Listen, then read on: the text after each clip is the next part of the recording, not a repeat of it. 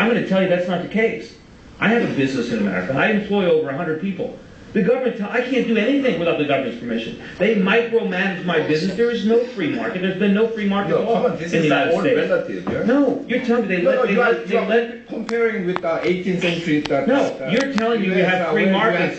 You're telling me we have child labor, everything. You're telling me we have free markets in the United States. I'm telling you, you don't know what you're talking about. No, you've never run a business in the United States. You don't have any employees. No, have you studied other capitalist economies? I don't have to study. I'm living it. I'm living it. I said. No. I know how to, and believe me, I avoid investing in countries that think the way you do, and that's how come I'm so successful. How countries like Japan and Korea developed? We had a lot more regulations than the US. When? When? What do you mean? When? We have a lot of regulations in the United States right now, but you look at countries. All right, so why was Hong Kong more prosperous than mainland China? Why was East Germany, West Germany more popular? No, answer me. Did you know that in Singapore all the land is owned by the government? I have a lot of money in Singapore, probably more money than you can count. Yeah. But I'm in Singapore. Because on a scale of relativity, they have a lot less government than other places. They have lower taxes, they have fewer regulations. It's not a paradise, but people in Singapore are economically far more free than people in the United States. More than 20% of Singapore GDP are produced by state-owned enterprises. That ratio is 1% in America. And you call it free economy. 1% of American GDP is produced by state-owned enterprises. Taxes consume about 40% of our GDP in the United States. What? And manufacturing is what? No, 40% is wrong. No, the taxes. Can I just make a point? That's wrong. Look, you don't know about taxes. Could we stop talking as if the United States is the world? Could we stop talking as if... Peter, your point of view is entirely shaped by the fact that you are a very privileged, wealthy person in the United States. Well, I didn't start out that way.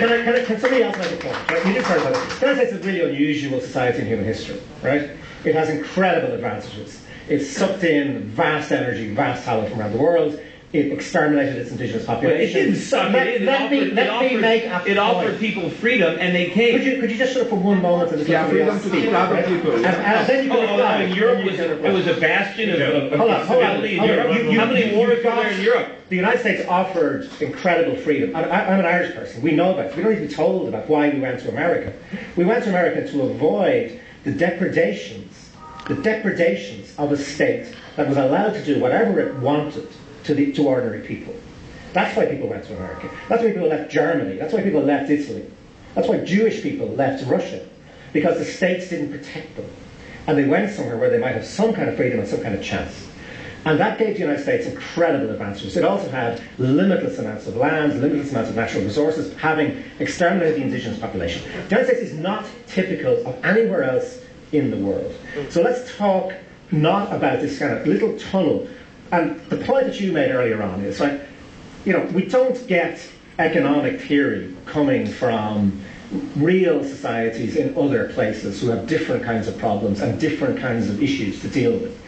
We in this country have an empirical example of people who tried to be America in Europe. And look what a great job we've made of it. And look how wonderful adopting Chicago school faith-based theories about cutting taxes and having light regulation and letting the poor go to hell and assuming that letting loose free market capitalism is going to produce didn't have that. Something better. Well, we did, and look where we are with it. Look where we are. Look, I agree. So don't start preaching this as if it's a faith. Economics is not a faith. It should be empirical, based on evidence. No, a large part of the problems that exist here emanated from the U.S. because we had somebody in the name of Alan Greenspan who kept interest rates too low for a long time, and other central banks followed his lead. But that's not free markets. That's government doing it. That's statism. That's central banking. A free market would have had interest rates much higher than that. Where is your free market? Give us one example of your free market. What do you mean an example of free market? No, give me an example of free market. Tell me where it exists. Well, there's no pure free market anywhere. But you can look at wherever markets are the freest, human beings do the best. you have the most That's economic not advancement. true. It's always That's respect fake. for free. That's a religious view. It's not true. It's No evidence. the fastest growing societies in the world, and the ones that have overcome the problem of poverty more rapidly than the rest, the ones in which all the indexes of happiness, which is